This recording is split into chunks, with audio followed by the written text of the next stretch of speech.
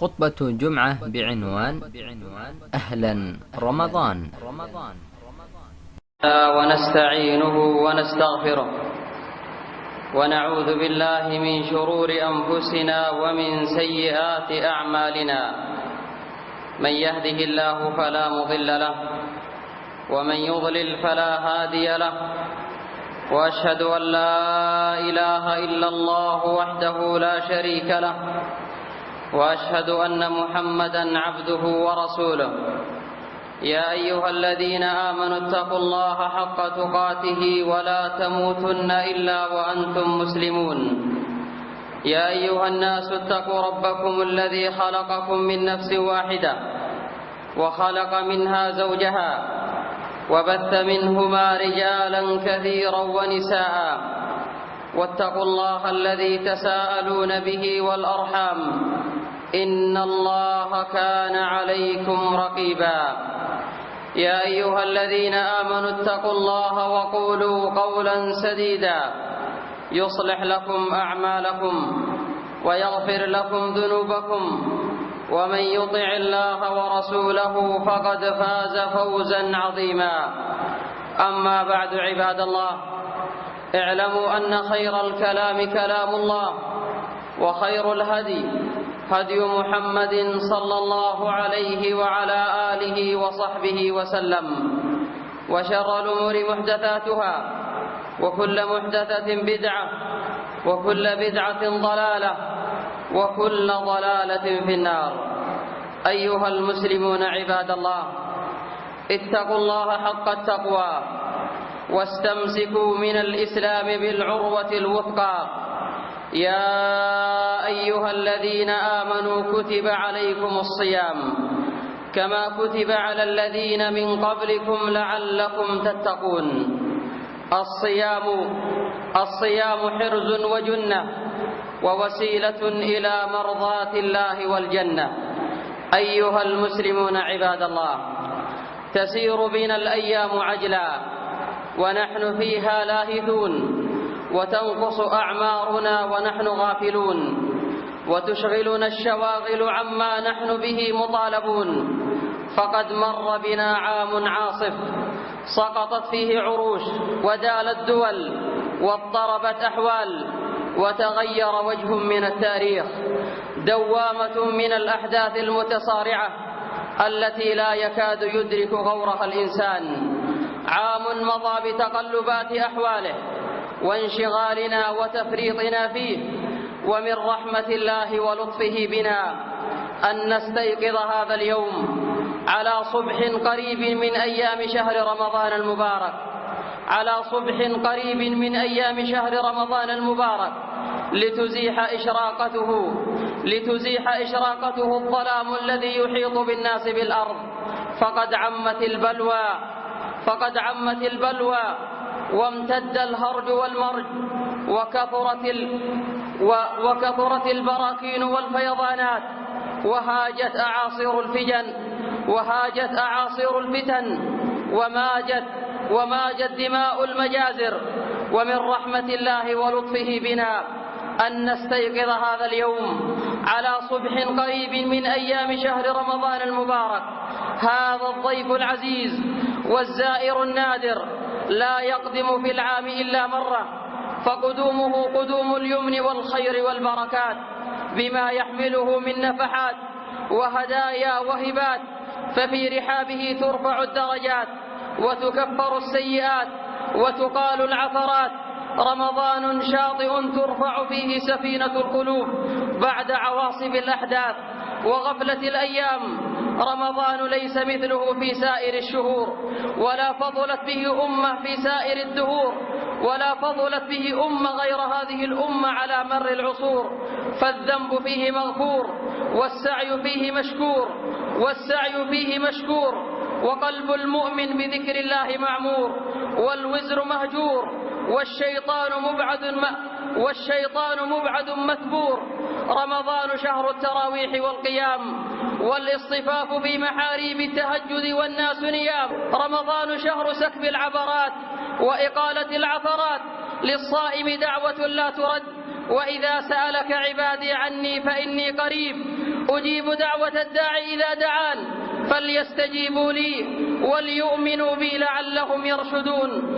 رمضان شهر الرحمات والخيرات، رمضان شهر البركات، تفتح فيه أبواب الجنات وتغلق أبواب النار وتصفد الشياطين ويتغير الكون في رمضان. في الصحيحين عن أبي هريرة رضي الله عنه قال: قال النبي صلى الله عليه وسلم: إذا جاء رمضان فتحت أبواب الجنة وغلقت أبواب النار وصفدت الشياطين. وعند الترمذي: وينادي مناد يا باغي الخير أقبل ويا باغي الشر أقصر ولله عتقاء من النار، وذلك كل ليلة.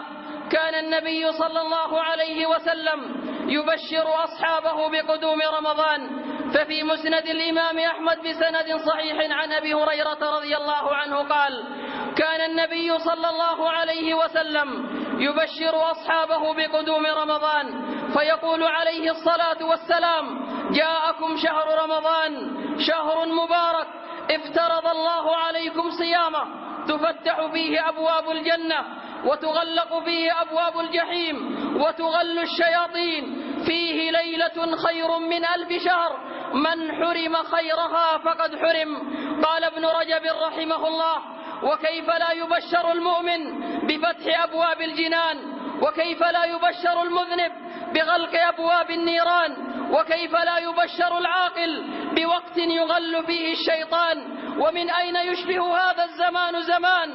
نعم عباد الله، رمضان هدية من الله لأوليائه وأصفيائه، لذا فإن شوق أهل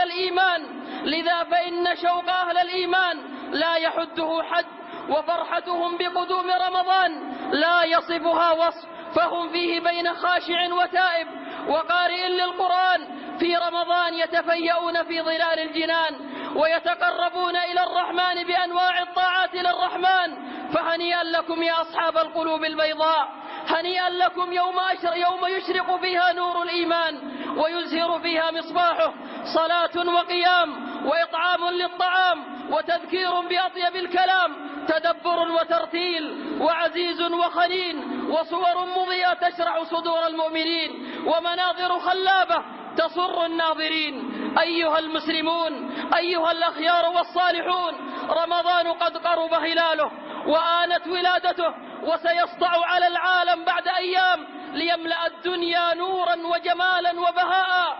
شهر رمضان الذي أنزل فيه القرآن هدى للناس وبينات من الهدى والفرقان، فمن شهد منكم الشهر فليصم.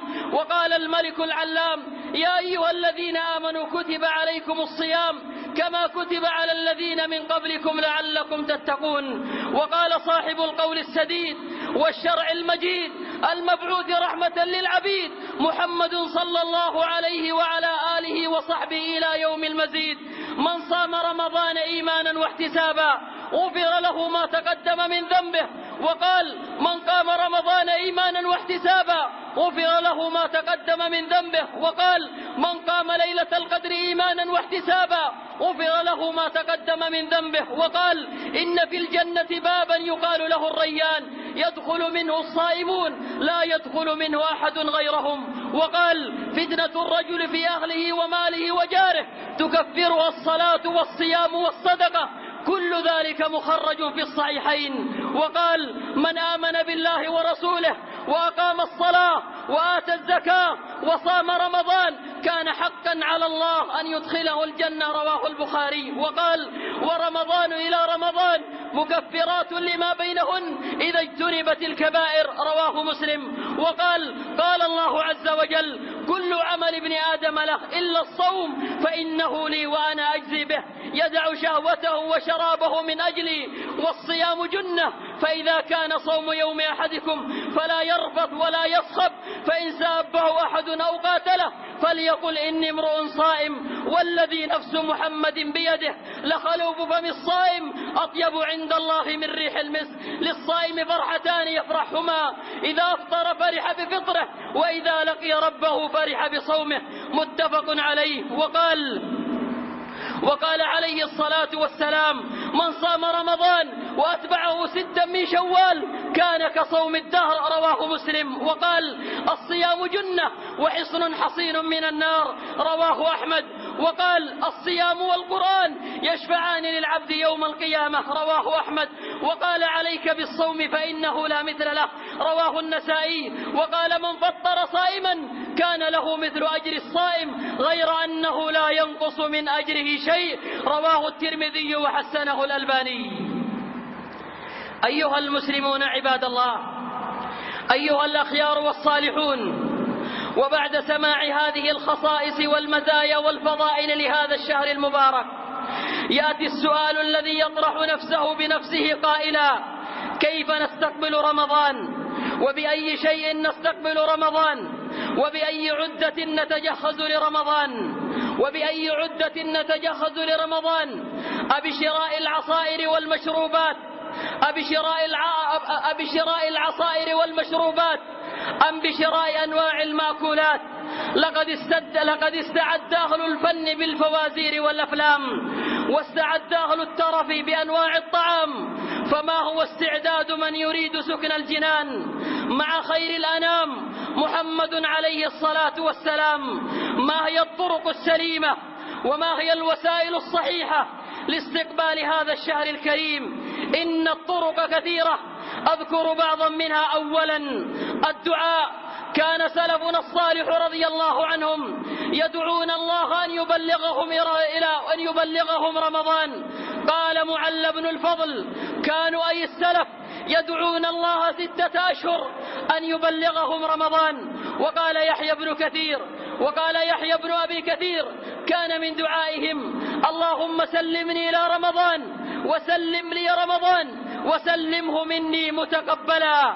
فيا أيها المؤمن، فيا أيها الموحد، إذا مد الله في حياتك وفي عمرك ورأيت هلال رمضان قد سطع الدنيا جمالا وبهاء، قل كما كان حبيبك صلى الله عليه وسلم يقول: اللهم أغله علينا باليمن والإيمان والسلامة والإسلام، ربي وربك الله، رواه أحمد بسند صحيح.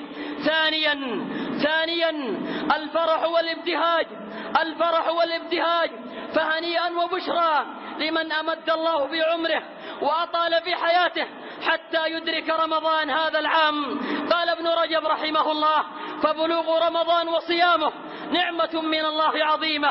ويدل على ذلك حديث ال3 الذين استشهد منهم 2 وبقي الثالث فمات على فراشه بعدهما، فرؤي في المنام صباق لهما، فسئل النبي صلى الله عليه وسلم عنه فقال: أليس قد صلى بعدهما كذا وكذا صلاة وصام رمضان؟ والذي نفس محمد بيده إن بينهما لأبعد ما بين السماء والأرض، رواه الترمذي وحسنه الألباني. فيا أيها المسلم الكريم، إن من أجل النعم أن نسأل الله في حياتك وأمد في عمرك حتى تبلغ رمضان هذا العام. إنك لو نظرت ممن صام معنا رمضان الماضي، ممن كنا نحن وإياهم مع إمام واحد ونؤمن على قول الإمام: وارحمنا إذا صرنا ما صاروا إليه تحت التراب وحدنا، فهم الآن قد ساروا تحت التراب، وحال بينهم وبين الأصحاب وحيل بينهم وبين ما يشتهون. والله أعلم من يمد الله بعمره منا حتى نبلغ رمضان، ومنا من يكون له رمضان هذا العام هو آخر سنة، ولا حول ولا قوة إلا بالله. فاحمد الله أيها المسلم يا من مد الله في حياتك ونسى في عمره حتى تبلغ هذا الشهر الكريم. إنه يموت في العالم في كل نصف ثانية شخص واحد، أي أنه يموت في الساعة الواحدة أكثر من 7,000 شخص، ويموت في كل دقيقة امرأة بسبب الحمل أو الولادة. فمن رحمة الله وفضله أن يمد في عمره حتى تبلغ رمضان هذا العام. قل بفضل الله وبرحمته فبذلك فليفرحوا هو خير مما يجمعون.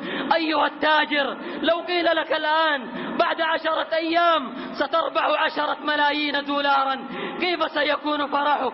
كيف سيكون ابتهاجك؟ والذي نفسي بيده إن المؤمن الصادق فرحه برمضان أشد من فرحة صاحب الدولار والمال. اجمع ما شئت يا عبد الدينار ويا عبد الدرهم ويا عبد الريال ويا عبد الدولار، اجمع ما شئت من الأموال، فإن المؤمن يجمع في رمضان من الحسنات والخيرات، بل من أهل الإيمان من يخرج من رمضان كيوم ولدته أمه صافيا نقيا من الذنوب. فوالله إنه لمن الخسران أن يدخل رمضان ويخرج رمضان، ومنا من لم يغفر له في رمضان. قال عليه الصلاة والسلام: رغم أنف عبد دخل عليه رمضان ثم انسلخ قبل أن يغفر له.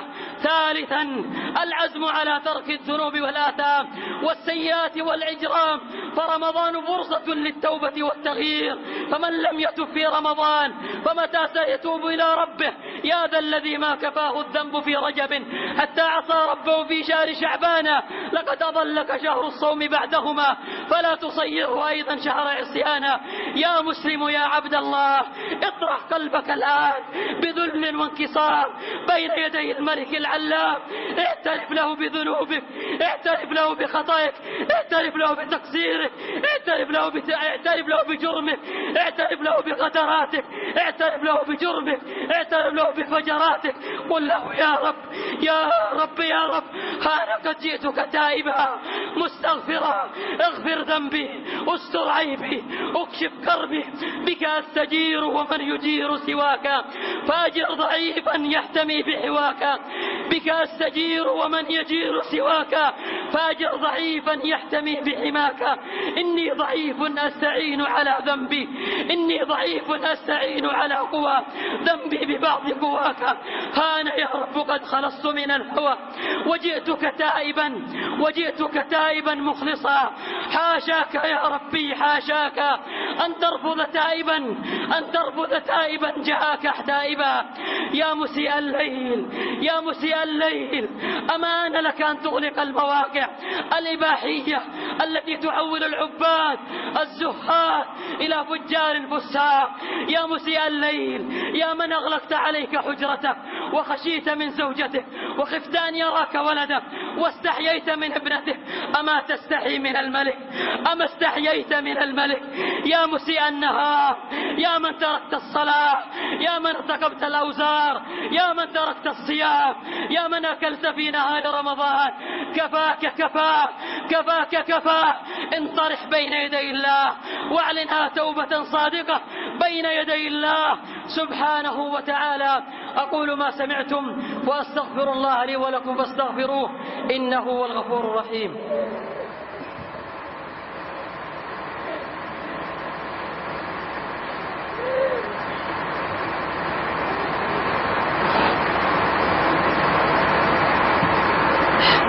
الحمد لله رب العالمين، وأشهد أن لا إله إلا الله وحده لا شريك له، وأشهد أن محمدا عبده ورسوله صلى الله عليه وعلى آله وصحبه أجمعين. أما بعد، رابعا مما يستقبل به رمضان العزم والنية الصادقة على استغلال رمضان ولياليه الحسان. فكم منا عباد الله من يخطط لاستقبال رمضان، لكن ما إن يدخل رمضان إلا وتفشل المخططات، وهذا يدل على عدم العزيمة الصادقة. فمن صدق الله صدقه ووفقه وأعانه، فلو صدقوا الله لكان خيرا لهم. أيها المؤمن، أيها الموحد، أيها المتبع لرسول الله صلى الله عليه وسلم، هل تعلم أنك في عداء؟ هل تعلم أنك في صراع رهيب مع أعداء الإسلام؟ فهم يخططون لك بالليل والنهار لتضييع رمضان. إن ربك الرحمن سبحانه وتعالى يريد منك أن تخرج برمضان بالتقوى، الغاية التي من أجلها فرض الصيام. ويريد الشيطان وأعوانه من أعداء الإسلام أن تخرج من رمضان خالي الوفاض، لا لك بل عليك، لا لك بل عليك. هل تعلم أنهم يخططون لاغتيال رمضان قبل مجيئه ب4 أو 5 أشهر؟ فالفضائيات تتسابق بالمسلسلات والأفلام، ومع هذا يعلنون ويروجون لها استمتع بأقوى المسلسلات في رمضان، تابع أخطر الأفلام في رمضان. يا هذا يا هؤلاء، ما هذا السفح، ما هذا الطيش، ما هذا الهراع، ما هذا الصراخ. إن رمضان موسم طاعة، موسم قراءة للقرآن، موسم للحسنات، وليس موسم للسيئات وتضييع الأوقات. لو لم يكن من ضرر هذه الأفلام وهذه المسلسلات إلا تضييع الأوقات لكفى بها عيبا وكفى بها نقصا وذما. خامسا، العلم والفقه بأحكام رمضان. ينبغي عليك أيها المؤمن قبل مجيء رمضان أن تتعلم ما تحتاجه من فقه رمضان من واجبات وصيام، من واجبات ومستحبات ونوافل وغير ذلك مما هو مبين في كتب العلم. أيها المسلمون عباد الله، أيها الصائمون والقائمون، إن شهر رمضان شهر الفتوحات والانتصارات، وبقدر ما نستبشر بقدومه، بقدر ما نعقد الآمال أن يبدل الله حال هذه الأمة إلى عز ونصر وتمكين، وأن يردها إليه ردا جميلا. فرمضان يقدم علينا هذا العام وأمتنا مثخنة بالجراح، مثقلة بالآلام. يقدم علينا رمضان هذا العام ومسرى رسول الله صلى الله عليه وسلم ما زال يئن تحت وطأة الظالمين من اليهود الغاصبين. يقدم علينا رمضان هذا العام وكثير من المسلمين في بقاع الدنيا يقتلون ويشردون ويدمرون ويحرقون لا لذنب سوى أنهم آمنوا بالله ورسوله. يقدم علينا رمضان هذا العام وأهل يمن الميمون يذبحون ويدمرون، وقد ألمت بهم الحروب والخطوب والفقر والأوجاع والهموم والأمراض والأسقام، ولا حول ولا قوة إلا بالله. لكننا على أمل بالله كبير أن الفرج بإذن الله قريب وقادم بإذن الله. والله الذي لا إله غيره ليس على الله بعزيز أن يكون العيد في هذا العام عيدان، عيد الفطر وعيد الفرج.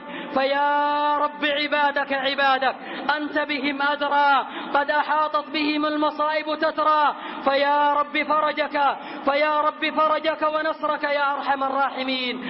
أيها التجار، أيها الأثرياء، يا أرباب الأموال، أيها الأغنياء في كل قطر، أيها الأثرياء في كل مصر، إنكم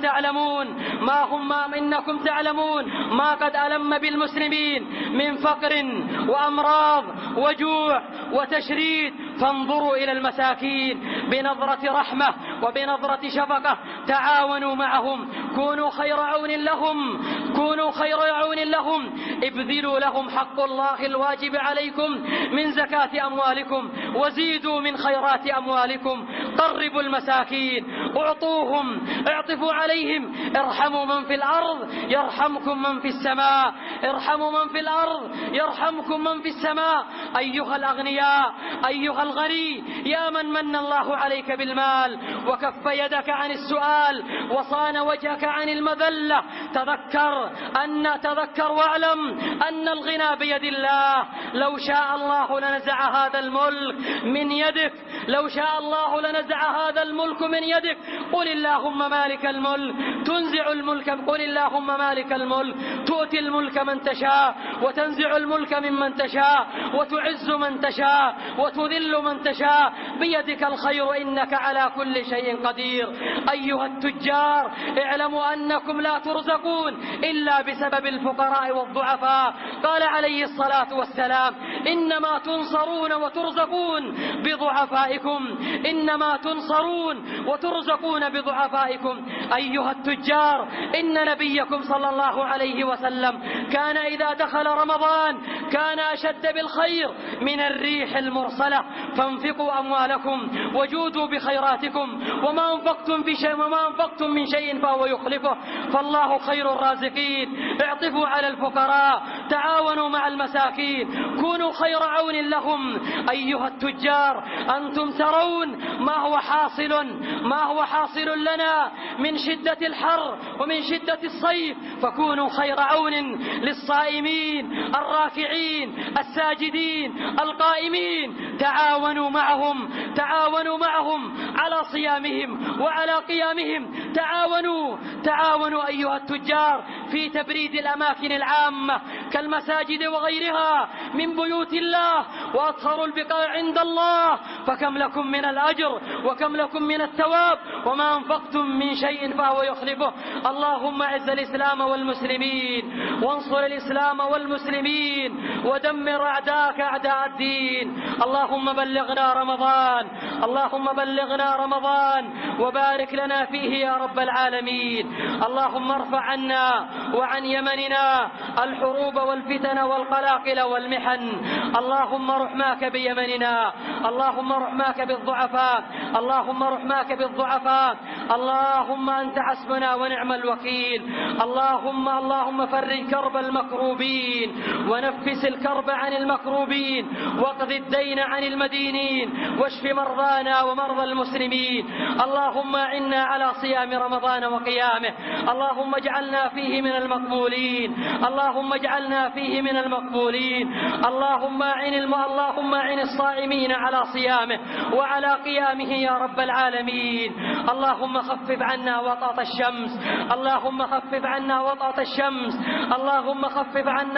الشمس. ربنا آتنا في الدنيا حسنة وفي الآخرة حسنة وقنا عذاب النار. واقم الصلاة.